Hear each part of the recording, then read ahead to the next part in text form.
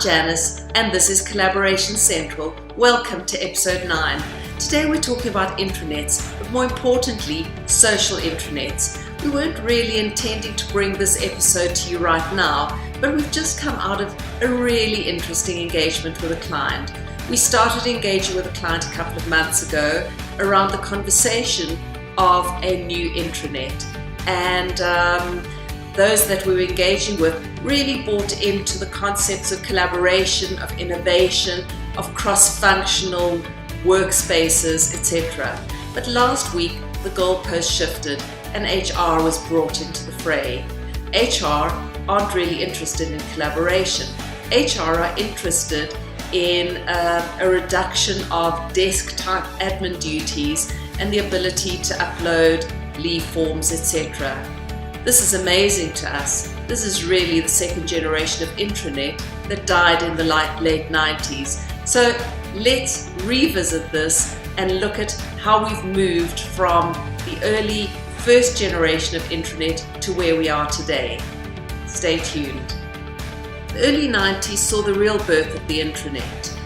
They've been referred to lonely and static, and with good reason. IT departments saw them as an unnecessary and irritating distraction, and they were really a way for organizations to more efficiently share information.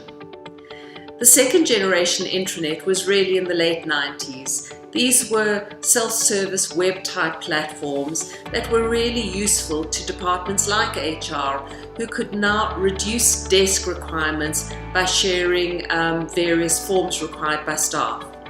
Little collaboration in either of these.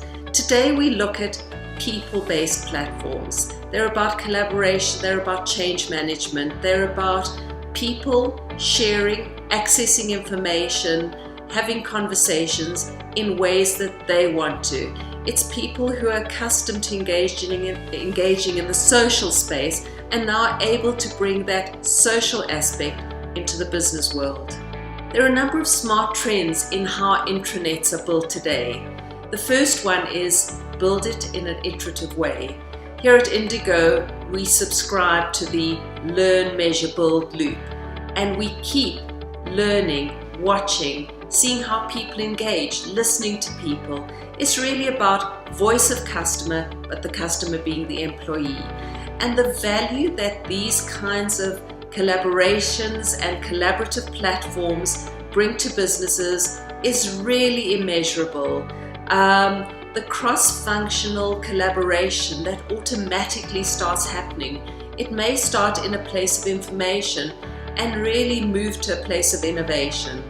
The ROI is absolutely measurable. Of course, a collaborative social intranet also contributes hugely to engaged employees. I read some interesting statistics this week that came from the Gallup poll, and I'm going to share them with you. So the poll was based on 230,000 employees from 142,000 countries. They consider 13% of employees engaged, 63% not engaged, and 24% actively disengaged. In the US last year, they estimated that $450 billion was lost through lack of employee engagement. We talk about intranet, I think, only because the term is so familiar. I think soon will come a time where we discard the word and come up with something so much smarter, because the lonely static intranet of the early 90s, the Generation 1 intranet, and the Generation 2 intranet of the HR push world are so far removed from what we can do today. The knowledge sharing ability, the knowledge management ability. So much research has been done on how long it takes a person to track a document when they're working in a single team and the document should be living in that team. It's interesting that there's research now that shows that up to 80% of knowledge in an organization is bound to persons. Surely that should be in a collaborative digital space. So, if your organization is busy thinking about change management, knowledge management, knowledge sharing, wellness programs, rewards programs. These all belong in a collaborative digital space. This is what used to be the intranet. At the same time, it's so different. Thank you for joining, and I look forward to seeing you next week.